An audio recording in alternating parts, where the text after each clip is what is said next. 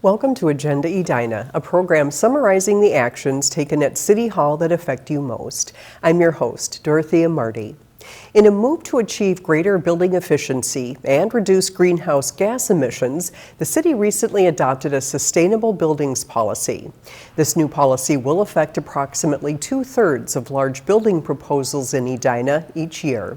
Cities cannot establish building requirements that are stricter than the building code, but with financial levers and authority over land use, cities can use sustainable building policies as a tool to make progress toward their sustainability goals.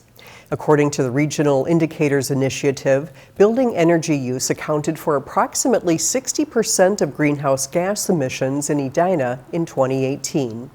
An electricity action plan by Xcel Energy found roughly 60% of building energy use comes from commercial buildings, not houses or multifamily buildings. Most notably, the top 20% of commercial energy accounts consume nearly 90% of Edina's commercial electricity use. Edina has goals to reduce its greenhouse gas emissions. The largest source of emissions are buildings. Within buildings, the larger the building, the more likely it is that it's emitting a lot of greenhouse gases. The city of Edina passed in 2019 what's called a building energy benchmarking ordinance, which gathers information from buildings and uses that information to assist and advise those buildings on energy efficiency changes. This new sustainable buildings policy is the other part of the process. It helps us address new buildings from the start to help them build efficiently to avoid some of this renovation needs down the line. The new policy goes into effect April 1st and will apply to new construction and significant renovations that seek either public funding or rezoning as a planned unit development. Under the policy, developers must select and comply with a third-party rating system, such as LEED or Minnesota Green Communities, for best practices. They must also adhere to the city's list of sustainability requirements, including electric vehicle charging capability and bird-safe glazing on windows. Plans for a redevelopment at 70th Street and France Avenue have been tweaked. Earlier this year, the City Council approved plans for a redevelopment of the U.S. Bank site by Mortensen in partnership with Orion Construction Company. However, the development team found they could not finance the plan. Under the latest proposal, the existing office and bank building would be raised and 3 new buildings constructed. A 1-story bank with a drive-through, a 24-story, 267-unit apartment building with 1,500 square feet of retail, and a 6- or 7-story office and retail building. An 8-level freestanding parking ramp would also be built.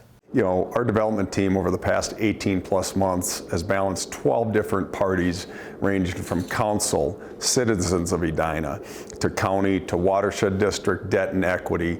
And what we've found in a time of massive change with all the different external factors from COVID to supply chain to commodity to labor pricing, we needed to tweak the plan to make it better.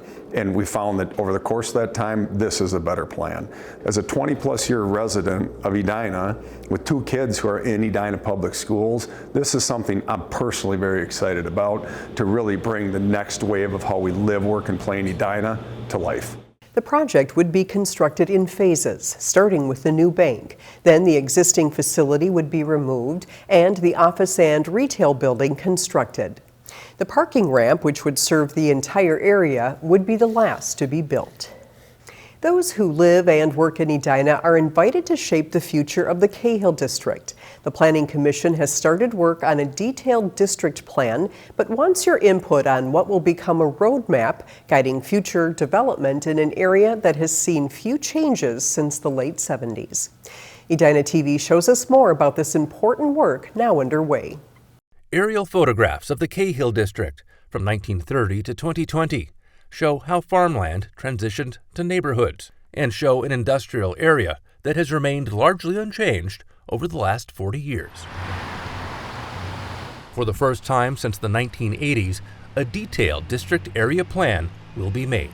Our goal tonight is really just to start a lot of the dialogue. And helping to shape a new vision for the next half-century. There's an issue with traffic. Our residents, business owners, and employees. The Cahill District is kind of the only one of its kind here in Edina. So, we're really hoping to hear from the community about what they want this area to be. In mid-November, city staff and planning commissioners began the process of getting input. I just get really excited when I think about it because there is so much opportunity, and that's what I'm really looking forward to engaging the community on, because I might have some really cool ideas, but when you bring together a really diverse set of people, that's when the magic really can happen. Green dots on a map of the Cahill District mark something these groups like. The post offices, we love them just like everybody else. But we love all the small businesses and we love the potential of the area. And red dots marked what they don't. Cahill and 70th intersection is terrible for bikes. It's not very safe. We said there's lack of transit throughout this whole area, and that's going to hold this place back. 160 individual businesses and the 4,500 jobs they create contribute to that influence for an area that generates close to $3.15 billion annually, or about a quarter of Edina's business revenue. Volunteers from the community who sign up to join a working group will provide valuable input based on their experiences living, working, and playing in the Cahill District. And then the next step will be to hire a consultant to work with the working group. And then from there, we should have a much clearer picture about what the steps in between are. The process is expected to take between 12 and 15 months to complete, culminating in a vote by the City Council in 2023. I'm Dan Carpenter for Edina TV. To get involved in the process and learn more about the Cahill District Plan, visit bettertogetheredina.org. The City of Edina continues to closely monitor the spread of the novel coronavirus in an effort to keep those who live and work here up to date about COVID-19. Please visit edinamn.gov/coronavirus for the latest updates, or sign up to receive City Extra emails or text messages. Thanks for watching this episode of Agenda Edina. I'm your host, Dorothea Marty.